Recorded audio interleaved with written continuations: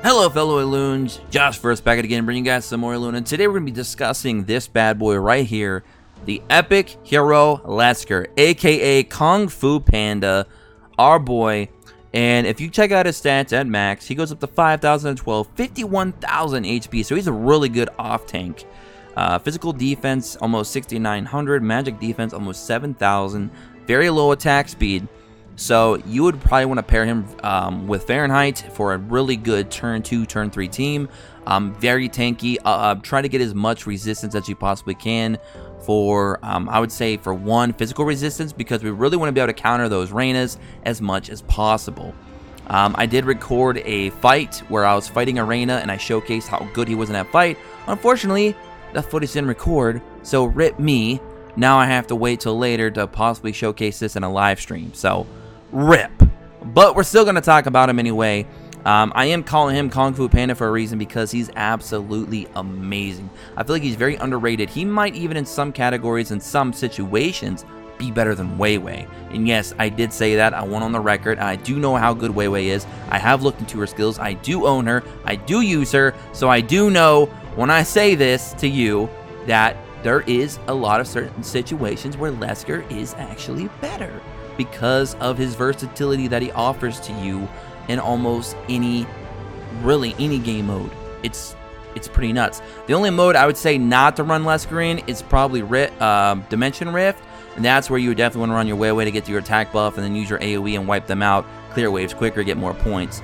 So I would say maybe in that regard, Lasker would probably be a little bit lacking there, but everywhere else he's amazing, especially boss fights, and especially, and I mean especially PvP. That is where he really shines.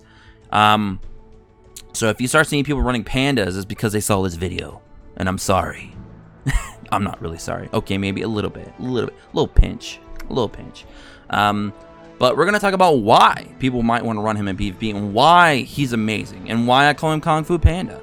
So let's go to skills here. Skill 1, don't really care about skill 1s on like almost any character unless they're directly tied into a passive that makes it amazing, like Miko for example, where she can just keep lowering resistance, or even Gao, where he can throw an amulet on a boss and of course lower resistance that way as well.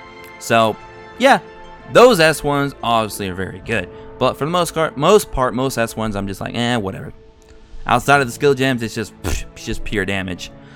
So his skill gem, 5% chance to stun targets for 1 turn, which is very nice if it goes off, but if you have luck like me, skill gems just do not work. Skill gems might be the most worthless thing in this game, and I'm not joking. Might want to work on that, Gameville. Definitely might want to work on that, because I feel like the skill gems cost a lot to upgrade. You got to collect a lot to build up to the higher star ratings. You're not really getting that much percentages out of them. They only work for that skill that they're on, and the percentages of those things to even go off are very, very low. I understand they're meant to be a bonus, but the bonus just really isn't that great. So maybe we can work on those in the future. But let's jump on to the special.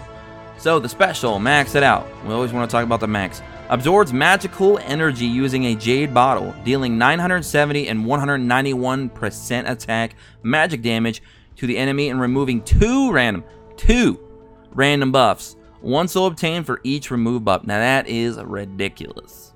In PvP, grabbing a free 2 souls and taking 2 random buffs, I'm all for that. So you're paying a 4 cost for the skill and souls, but you're gaining 2 back if they have 2 buffs. And a lot of times in PvP and bosses, they have a lot of buffs and stuff like that. So there you go.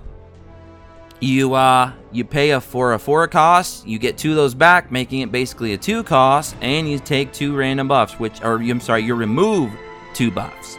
So pretty insane. A stripper, a Kung Fu Panda stripper. Imagine that, guys. 2019. We got Kung Fu Panda strippers. I love it. All right, let's go. So that skill obviously is just amazing. Skill gem set, 5% chance of healing your own HP by the amount equal to 100% of damage. So that's pretty nice if it goes off. Obviously, this is a front first attack, not a select attack where you can choose anyone. If it was like that, it'd probably be broken, because then you could hit a back row and just completely screw up their entire game plan. So if you could hit a back row with that, like right off the bat, that would be busted. So obviously it is front row first, but that's not a problem because then you could strip the buffs from the tank and go in and take out their front line, and then boom, the entire back row is opened up for you anyway. So hey, glass half full, right? All right, ultimate. Now this is where, besides the stripping qualities of his S2, which already makes him amazing, the S3 is where his power lies. This is where his true dragon form comes out. He's got to be the Dragon Warrior. This is what makes him the Dragon Warrior. Liberation. He liberates himself from being a mere mortal Kung Fu Panda to becoming a mythical, eternal, everlasting, undying, immortal dragon. Yes, I went a little too far there and it got cheesy, but it's fine. Everybody likes cheese. All right. So, releases the Jade green energy contained inside a gourd bottle. 960, this isn't damage, by the way. 960 and then 164% of attack, which then heals all allies. Removes all debuffs. Now, keep that in mind. Removes all debuffs. Now, that will not remove weakening effects, but it will remove all status effects.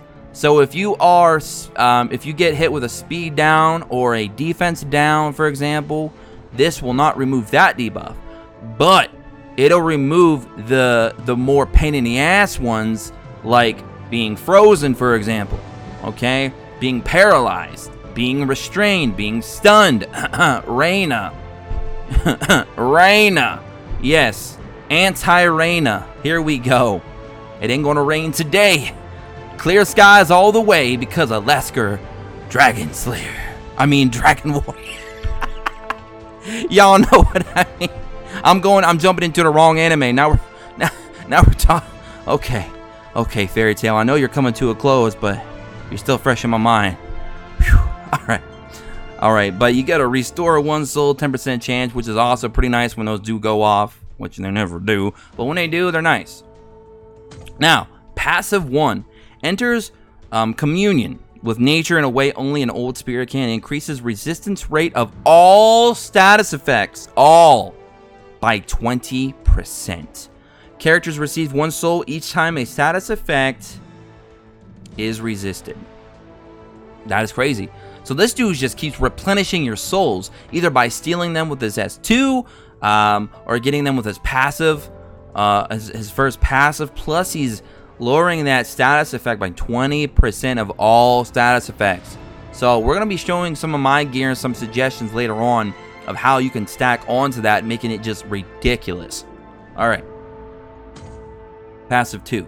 Jade Bottle overflows with the energy of nature. When successfully removing a buff from an enemy, gains a barrier equal to 10% of max HP for each effect removed. Each. He gets a 10% max HP barrier for each removed status buff, rather. Crazy. So let's say that you use his S2, remove 2 buffs, and then you use the switch turn feature, and you go back to him, use his S2 again, remove 2 more buffs. Guess what? You just got 4 barriers of 10% max HP. For a total of basically 40% of your max HP in a barrier. It's not broken, it's not busted, it's not amazing. Yes, it is. Amazing. Like I said, you need an off tank that can also just do a lot of other things. Look no further than Kung Fu Panda. Alright, the only thing that's wrong with this character is his name's not Poe. It's Lescar. That's the only thing wrong with this character. If his name was Poe, we'd be set, man. Alright, so, passive 3, overflowing energy.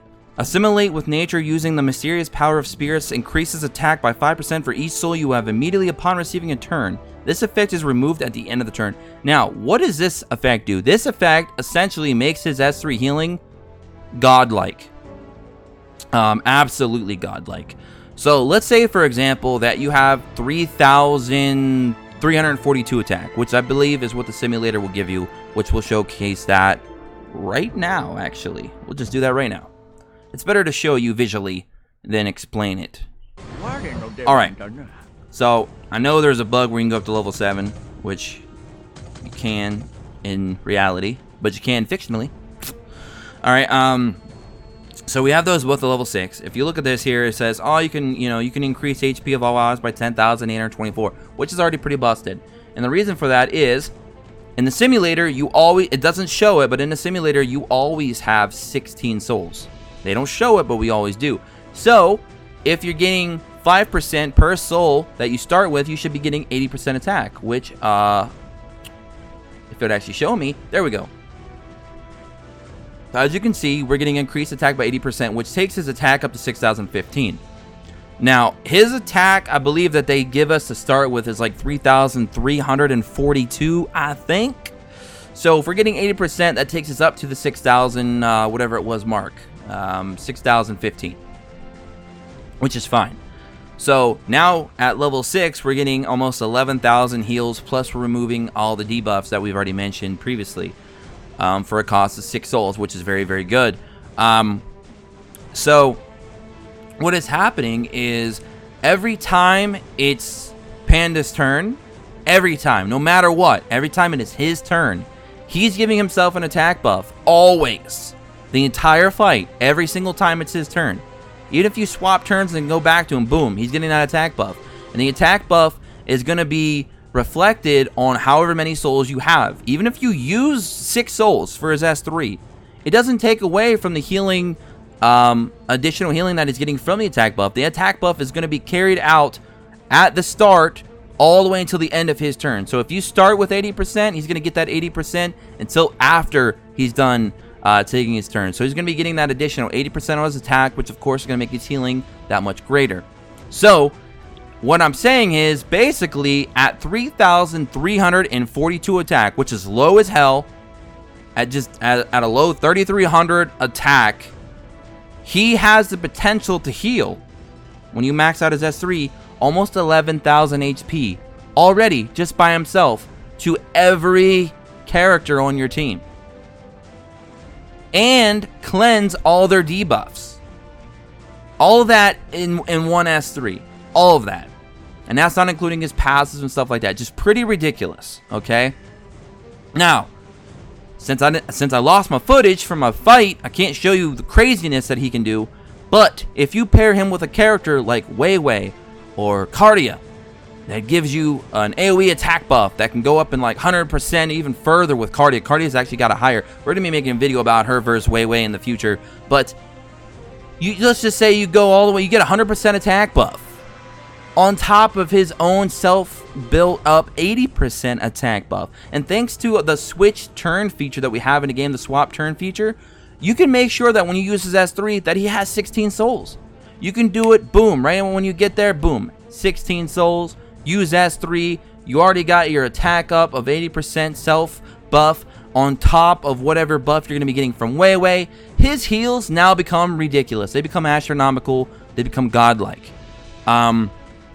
We were doing some math earlier today in the Discord, and we found out that we can actually take Panda in with Weiwei and actually, with the right type of gear, get his heals up into the mid-30s to low 40,000s per character.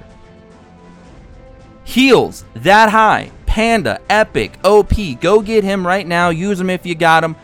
Awesome.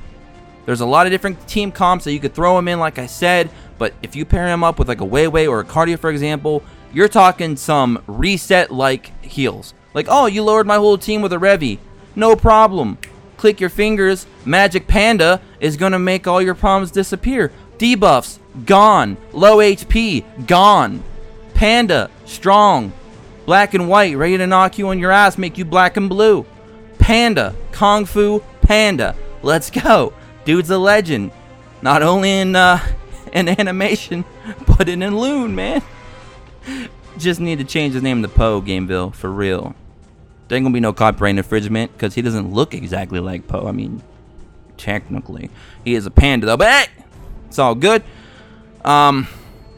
So yeah, I mean, that's kind of what he's doing here. And you could even see these heals here. It's just, I mean, at 3,300 attack, base attack, he's healing up, almost 11k. And that's just ridiculous. And he's going to heal up your, if you're running the, charge formation, you're going to be healing up your tank even more. So, that's crazy. You can even see his S2 in action here. He's sucking up some souls, some of that natural energy. Pretty awesome. Feel like I'm in Naruto right now. I'm building up nature energy. So I'm gonna be going Sage mode soon. I mean, damn, what can Panda not do? He's a Dragon Slayer. He can go Sage mode, and he's a Dragon Warrior, and he's a Panda. Man, dude is a legend for real. You can see that barrier here, you know, absorbs 3,400 damage, etc., etc. Again, it's nuts, and he's a good off tank as well. Now, let's go ahead and look at some of his skills. I'm sorry, some of his gear, rather. We've already looked at his skills. Let me go look at my personal Panda. Alright, where is he at? So, you can see my Panda right here. There's one piece of gear that I'm missing to kind of make him where I want him to be. But it's fine for now. As you can see, my Panda is at 5,562 attack base. So, if I use 16 souls with his healing, I'm going to be doing way more than 11k if I maxed out his S3. It'd be doing probably mid-teens to 20k heals. Ridiculous, right? And his defenses are very good. His magic defense, his physical defense. Again, his HP is really nice. Again, he's pretty much an off tank with a lot of crazy support. Alright, and you can see my skills, they're all at level 1. I haven't invested into them yet. Now his gear. This is where it gets important. What kind of gear do you want to run? Because this guy is, his main objective for me right now is to go in and just say, hey Reina. Boom. Cocked. No Reina. No time for Reina. But we need to just take her out. So, to take her out, what do we want to do? We want to utilize the good things that Panda offers to the team. For one, he gives us that 20% resistance to all status effects. We want to make good use of that. So how do we make good use of that? We try to get gear with rolls on it that have physical resistance. Why physical resistance? Because Reina's biggest issue is her S3. She can stun everyone. Stun is a physical effect. It's a physical status effect. So we want to get as much physical effect resistance as possible, because it'll stack on top of that 20% that we're already getting from his passive and make it very unlikely that she's going to be able to debuff our Panda. And if she cannot debuff our Panda is just going to say, oh, S3 reset, everyone's healed up, no debuffs for you, all your stuns from other units are now gone, null and void, and now I'm going to go in and wreck your ass with any of my other DPS units, such as Chloe, for example, and just shut you down. Gone, Reina, bye. So there's also a few things that we want to do. We want to also make sure our Panda is very, very tanky. Like I said, he is built kind of like a truck. He's like a very good off tank. How do we do that? Well, we can run Disciple Elune Sword is a very nice, Disciple Gear is very nice because it's got a very good attack stat for the sword, and it generates a barrier equal to 10% of max HP at the beginning of every even number turn, which of course will go to odd, and then of course corrupt will go to even after the gear changes. And of course, this gear isn't really one of the ones I want. I want to change this at some point, but since it is a 75 legendary, I want to keep it because it does give me almost 1,700 attack, and of course you want to get as much attack on him as possible from your swords. Maybe even your offhand shields as well. You could either go with that or HP. It doesn't really matter. But I feel like attack is definitely where you want to go, because the more attack power he has, of course, the higher the heals are. And you want to be able to use him as a resetter. You know, cleanse your whole team, heal your whole team up. So you'll see that I have attack speed on there twice, which would be pretty cool for a lot of other units, but it's fine. Him not being super slow doesn't really bother me, so I'll leave it there for now. But what I'm really after is generating that barrier for 10% HP, which you can also stack with his other barriers to just make for more HP protection. I'm sorry, yeah, for more damage protection, rather. So I'm running 3 pieces of that, and I'm running 2 pieces of corrupt gear, which I still need a corrupt helmet. When I get that, I'll be able to have my 2 different gear sets that I want for him. So you'll see I can level this up, get more attack. I definitely want to replace that 55 with eventually a 70 plus, but it is what it is. You got to use what you have. But what I'm after here is the 3-piece set. Obtains 1 soul at the end of every odd number, which of course would be the even number next. And what that's going to offer me is more souls when it's his turn, because, again, the more souls he has, the higher his attack buff becomes with passives. So, it's a good combination. It's light meets dark and creates an unstoppable force. So, we're going to be having Lasker, aka Kung Fu Panda, and all the other different names we called him earlier today. He's going to be running the Disciple gear, and he's going to be running the Corrupt gear. Now, that is my personal preference for him. You guys could take it or leave it. It's just some of my suggestions that I have for you.